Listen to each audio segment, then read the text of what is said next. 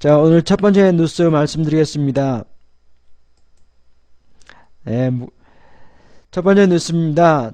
청년들 삼포 결혼 자녀 집 포기 청년고용촉진특별법 2018년 종료. 청년고용촉진특별법이 2018년 종료됐다고 합니다. 청년 실업률은 2017년 12월 기준으로 9.9% 역대 최고치를 찍었다. 지난해 12월 27일 이낙연 국무총리는 정부 대표로 150여 명의 지역 청년 활동가들과 대면했다. 그리고 6가지 숫자로만 청년의 현 주소를 짚었다. 164, 52, 35, 0, 마이너스는 대기업 정규직 임금이 100일 때 대기업 비정규직. 저는 안 읽으려고 외워가지고 하려고 그랬는데요. 네, 좀 하려고 합니다.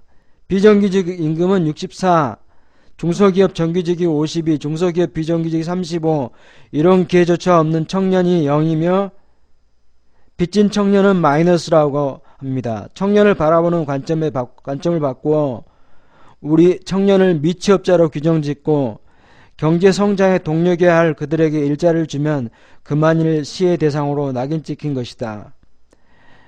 일본에도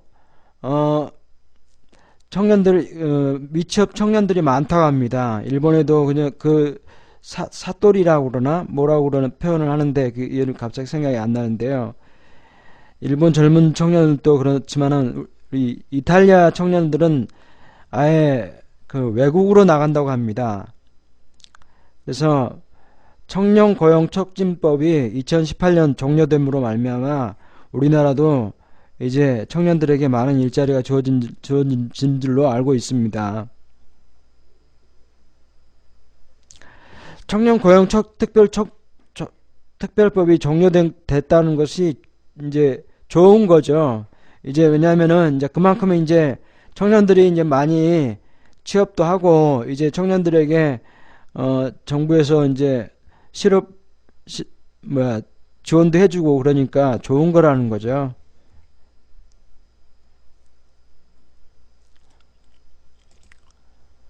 다음 뉴스를 말씀드리겠습니다.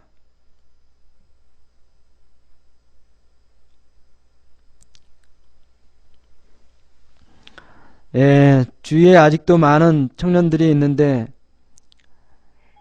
샴페인만 먼저 떠뜨리는 건 아닌가요? 예, 상가연 대표님, 그래도 이제 방송을 시작하겠습니다. 미래의 격전지는 AI 플랫폼 뺏기는 자에게 미래는 없다. 지난 12일 막을 내린 CES 2018에는 AI 플랫폼 선점 경쟁이 치열했다. 스마트폰 플랫폼을 놓고 벌인 구글 안드로이드와 애플 iOS 격돌을 연상케 했다. 자율주행, 스마트시티 등 각 영역에서 플랫폼 생태계를 확장하려는 시도가 나타났다. 플랫폼 주도권을 잡지 못하면 시장에서 도태될 수밖에 없음을 시사했다.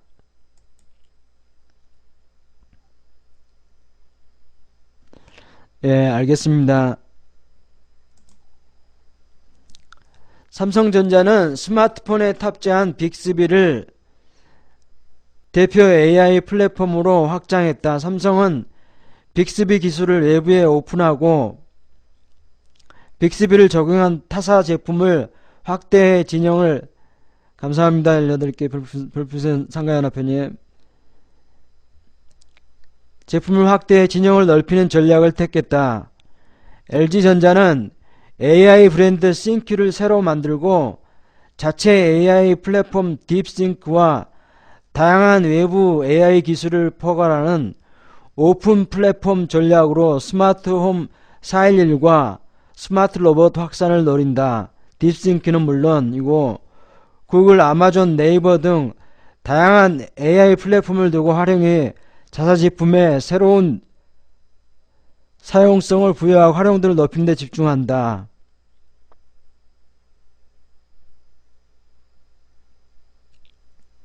네, 알겠습니다.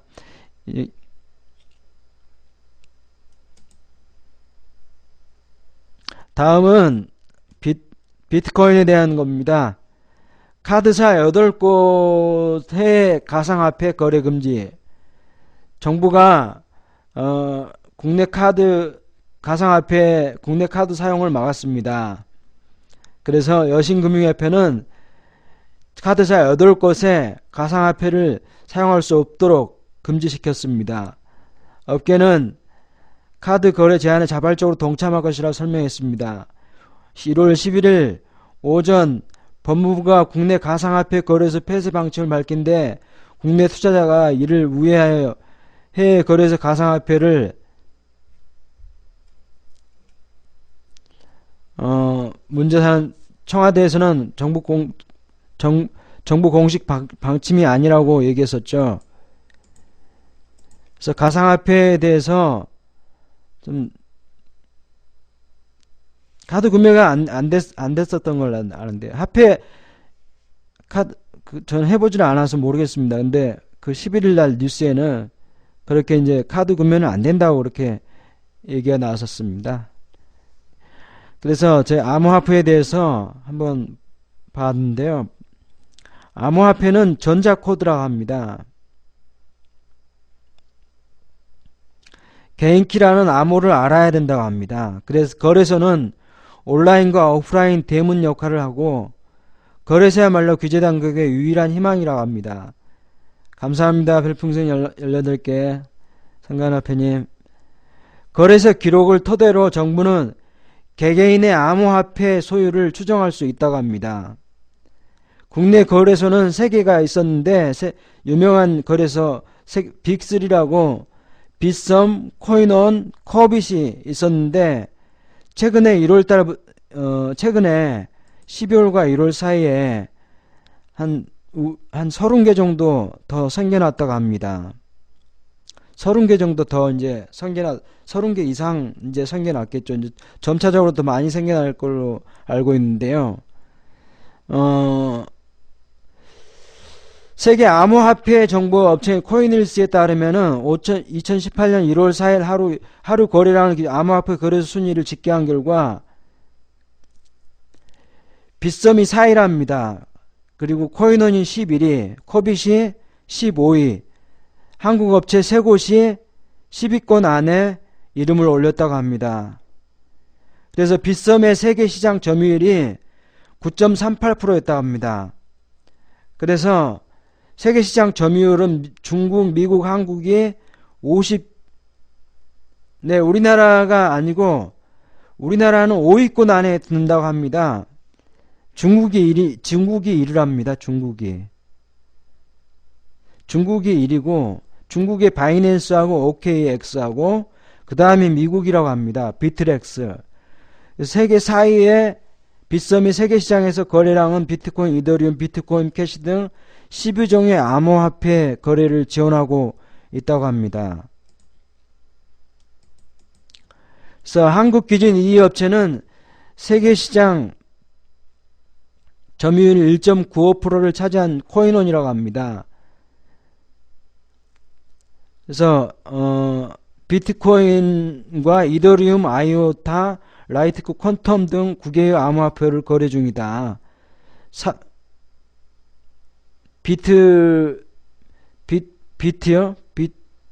업비트는 이제 그 다음이겠죠. 이제 그 업비트가 이제 지금 119개로 늘어났다고 합니다. 119개로. 그래서 암호화폐 수를 업비트에서는 119개로 늘렸다는데 순위는 몇 위인지 모르겠어요. 업비트가 그러니까 아마 이제 업비트하고 이제 빗썸하고 이제 아마 이제 경쟁하는 그런 수준까지 왔다고 지금 얘기를 하고 있거든요.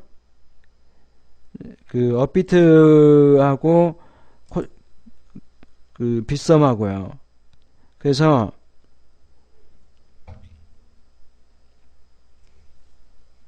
빗썸은 사람들이 없어요.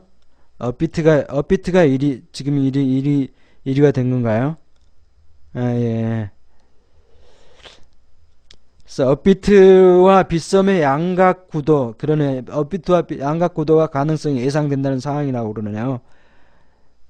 그래서 그 두나무의 그 업비트는 이제 두나무에 속한 그런 이소구 카카오 전 대표를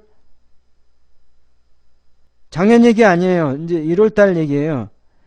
12월부터 이제 1월 사이에 그 엄청나게 거래량이 많았었다고 합니다. 그래서 두나무 같은 경우는 작년 10월경에 핀테크 업체였는데 이거를 이제 코인을 시작을 하게 됐다고 합니다. 그래서 저는 안 하고 있습니다. 그래서 이런 쪽으로만 알고 있는 거죠. 이제 할 돈도 없습니다. 네.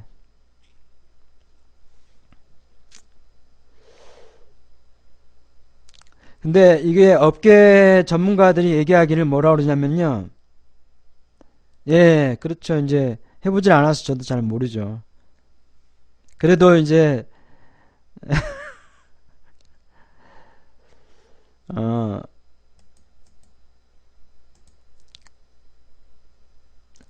빗썸의 하루 평균 수수료, 비트코인 같은 경우는 이게 수수료를 수수료로 이렇게 한다고 그러는데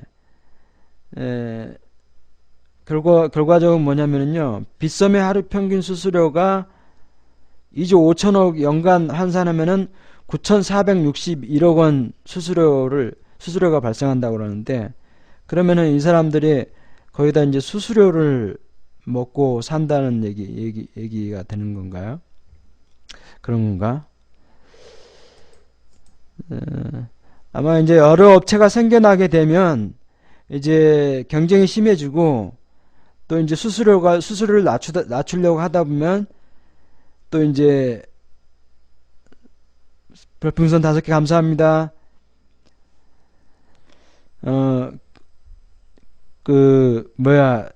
기존에 점유하고 있던 빗썸이나 그런 코인원 그런 데서 막대하게 이제 자본으로 이제 점유를 확장시켜 나가면서 이제 퀄리티를 높여 나가면서 여러 가지 여기에 나와 있듯이 수수료가 낮아질 가능성은 지배적인 지위를 굳혀 나갈 수 있는 가능성은 모두 상존한다, 이렇게 나와 있더라고요.